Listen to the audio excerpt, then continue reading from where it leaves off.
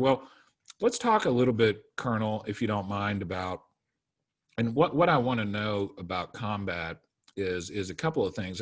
One of the things I want to know is how combat is different qualitatively between all the training you're doing. So you do tons of training, you do tons of practice, you prepare, but once you're in combat,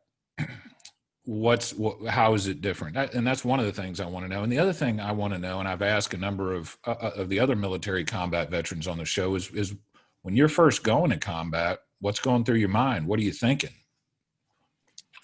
Yeah, so Brian, I'll tell you right now, I've listened to a couple of your podcasts, and you've had some, true American heroes on there, and when it's, Toby Flynn and Blake Sawyer, et cetera. And I will honestly say that the experience that you have on the ground in combat is drastically different than the experience that you have in the air in combat. My father says the exact same thing. He said it was a different experience in Vietnam for me than it was for Mike Baggett, who was a grunt on the ground. It was a different experience. That's right. My dad says the same thing. Hands down.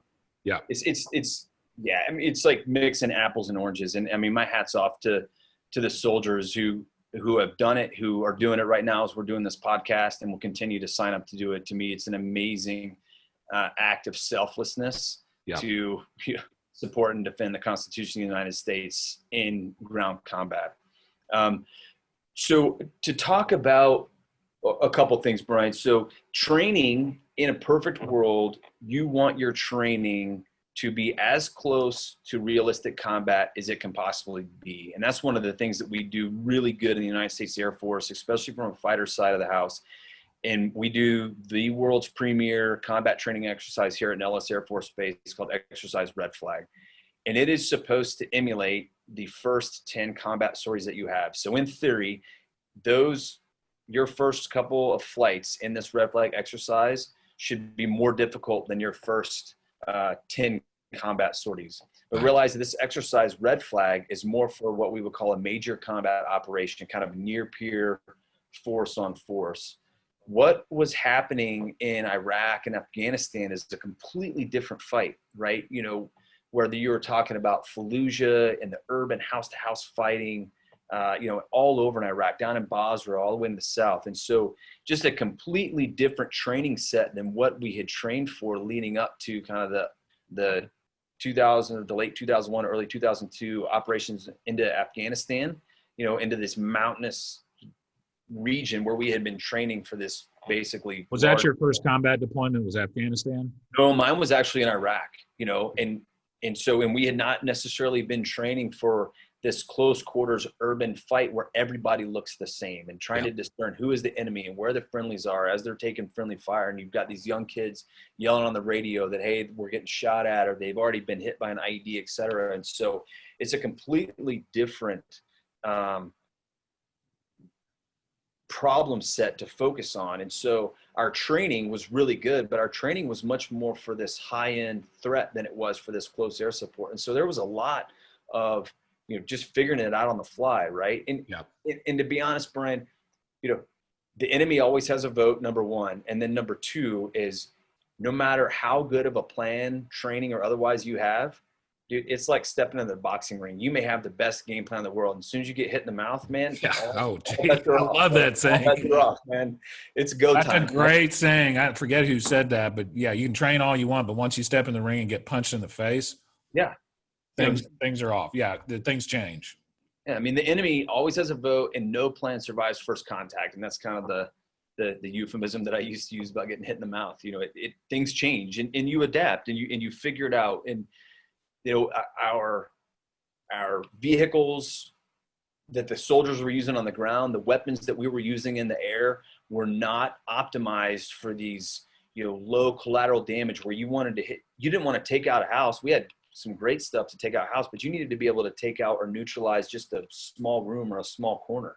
And it's extremely tough. And so there was a lot of gnashing of the teeth, but I mean, we have really, it's amazing what can happen when you are forced to figure out a way to win.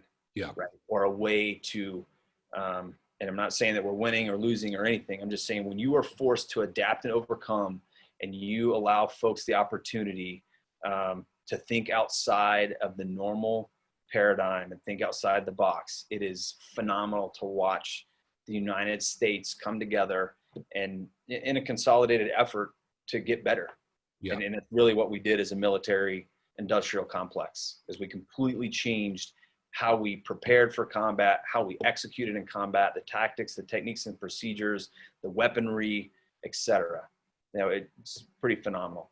I think it was Blake that told me, it was either Blake, Toby, or Nick Calt that told me their first deployment was completely different from their second deployment, because I think the first one, they were just basically rushing towards Baghdad. But then the second deployment, they're literally fighting in catacombs, like not hand-to-hand combat, but pretty close to hand-to-hand combat. Sure.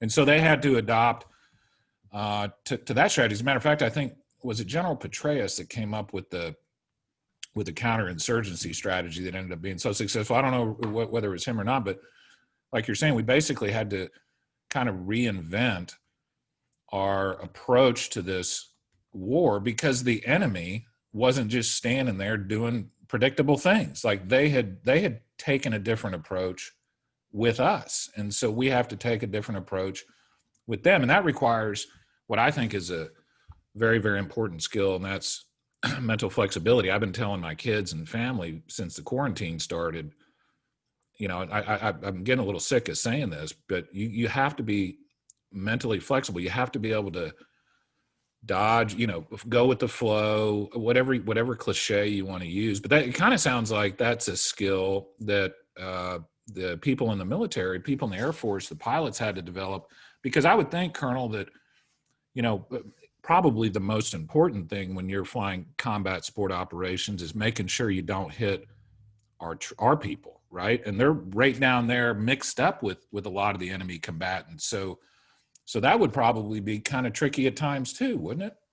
Oh, absolutely. I mean, the fog and friction of war is real. You know, Clausewitz talked about it. I mean, it's fog and friction, and figuring out who is who in the zoo is difficult, especially when everybody, you know, the enemy would procure U.S. military uniforms. Yeah. And so it was nothing there. Fewer things are worse than combat than having what's called a fratricide, and that's where, you know, you kill your own troops on the ground. Yeah. And that's probably one of the biggest, you know, fears or the concerns that you have. It's in the back of your brain. You want to make sure that, you know, when you hit the button and that weapon is coming off the aircraft, that you know exactly what your intended target is. Yeah. You know, and that doesn't matter if that's in training and combat, et cetera. No, it is. Agility, combat agility is key.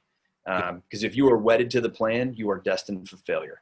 Yeah. You got to have a plan. You got to prepare, but you got to be willing to toss the plan in the garbage can if it's not working sometimes and try something different.